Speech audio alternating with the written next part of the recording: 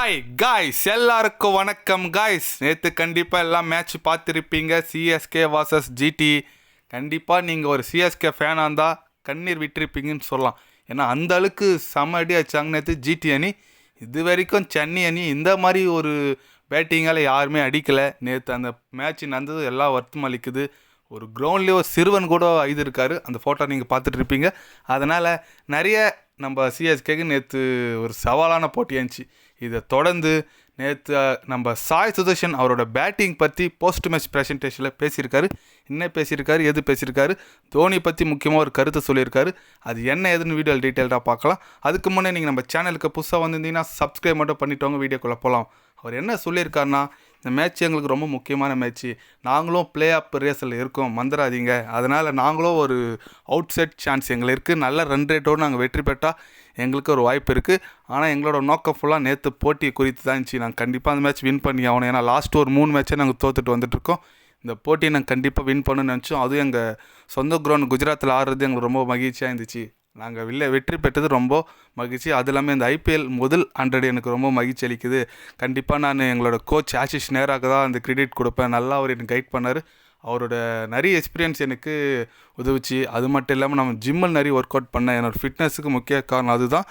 கில்லும் சூப்பரானார். அவருக்கும் என்னோடய வாழ்த்து தெரிவிக்கிறேன் அப்படின்னு சொன்னாருங்க. கண்டிப்பாங்க நேற்று மேட்ச்சு நம்ம தமிழக வீரருங்க சாய் சுதர்ஷன். நம்ம தமிழக வீரர் அதிகமாக இருக்கிற டீம் பார்த்தீங்கன்னா குஜராத் அணி தான் சொல்லலாம். ஏன்னா பேசாமல் சிஎஸ்கே டீம் கூட பேர் மாற்றிடலாம் பொழுது. அந்தளவுக்கு நிறைய பேர் குஜராத் அணியில் இருக்காங்க.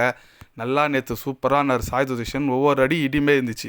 நம்ம சிஎஸ்கே போலர்ஸ் அவருக்கு எப்படி போடுறதுனே தெரியல. பாலை எப்படி போட்டாலும் அடிக்கிறாரு. திரும்பி ஸ்கொயரில் அடிக்கிறாரு. இந்த 360 டிகிரி ஷாட்லாம் நேற்று ஆடினார். சூப்பராக ஆடினார். ஜிடி அணி ஈஸியாகவே நம்ம சென்னை அணியை வெற்றி பெற்றுட்டாங்க. இதன் மூலிமா புள்ளிப்பெட்டியில் சென்னை அணி என்னமோ 4வது இடத்துல தான் இருக்காங்க. ஆனால் இதுக்கு மேலே வர போட்டியில் சென்னை அணி வின் பண்ணால் மட்டும்தான் பிளே ஆஃப்ஸுக்கு வாய்ப்பு இருக்குது. இன்னும் 2மே ஜெயிக்கணும். வெயிட் பண்ணி பார்க்கலாம் எந்த மாதிரி பெர்ஃபார்மன்ஸ் பண்ணுறாங்கன்னு சொல்லிட்டு. நம்ம சாய் சுதர்ஷன் தோனி பற்றி சில பல கருத்து சொன்னல. அது என்னன்னு கேட்டிங்கன்னா, அவர் மேட்ச் முடிஞ்சதுக்கு முன்னும் மேட்ச் ஸ்டார்ட் பண்ணுறதுக்கு முன்னாடி கூட தோனிக்கிட்ட போய் பேசியிருக்காரு. அவர்கிட்ட நான் நிறைய கற்றுக்கிட்டேன், நிறைய எனக்கு சொல்லி கொடுத்தாரு. ஃபிட்னஸ் மேலே கவனத்தை செலுத்த சொன்னார் போன சீசனு. அதுக்கேற்ற மாதிரி நானும் கவனத்தை செலுத்தினேன். இந்த சீசன் நான் மேட்ச் ஸ்டார்ட் பண்ணதுக்கு முன்னே முதல்ல போய் தோனிக்கிட்ட பேசிட்டு வந்தேன். அவர் நிறைய ஆலோசனை கொடுத்தாரு. இந்த மாதிரி விளையாடு, அந்த மாதிரி விளையாடு சொல்லிட்டு நிறைய அவர் கொடுத்த கான்ஃபிடன்ஸோடு தான் நான் விளையாடினேன். கண்டிப்பாக நல்லா பண்ணேன். அவருக்கு ஒரு கிரெடிட் கொடுக்கணும் என்னோடய பேட்டிங்க்கோசரம். தோனியோட நாலேஜு எனக்கு ரொம்ப யூஸ்ஃபுல்லாக இருந்துச்சு. கண்டிப்பாக நான் இதுக்கு மேலே ஒரு போட்டிலையும் சரி எப்போ இருந்தாலும் தோனிக்கிட்ட பேசுவேன். கண்டிப்பாக அவரோட ஆலோசனை எனக்கு தேவை. அவரோட அனுபவத்தை என்கிட்ட அவர் ஷேர் பண்ணது எனக்கு ரொம்ப மகிழ்ச்சி அளிக்குது. தோனிக்கு ஒரு தேங்க்ஸ் சொன்ன மாதிரி மைக்கில் சொன்னாருங்க. இந்த அளவுக்கு பெர்ஃபார்மன்ஸ் பண்ணியும் நம்ம தோனி பற்றி பேசியிருக்குது ரொம்ப ஆச்சரியமாக இருக்குது. ஏன்னா தோனி ஆப்போசிட் டீம் தோத்துட்டோம், இருந்தாலும் அவர் பற்றி பேசியிருக்கிறாரு. தோனி பற்றி நீங்கள் இதுமாரி அவர் ஆலோசனை கொடுத்து இதுமாரி விளையாடுறதை பற்றி நீங்கள் என்ன நினைக்கிறீங்கன்னு சொல்லிட்டு கமெண்ட் பண்ணிட்டு போங்க.